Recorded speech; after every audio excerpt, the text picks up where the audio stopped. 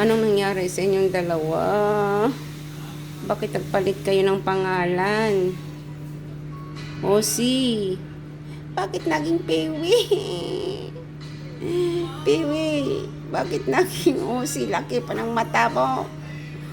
Malaki namang mata pero cute. Ano ba yan? Kawawa ta ba to?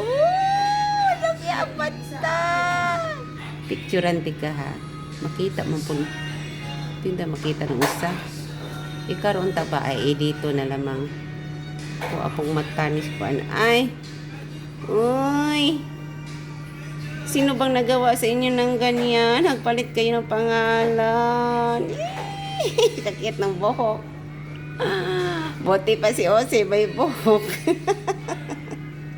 Si Pepe din laki na to yung tainga. Kita.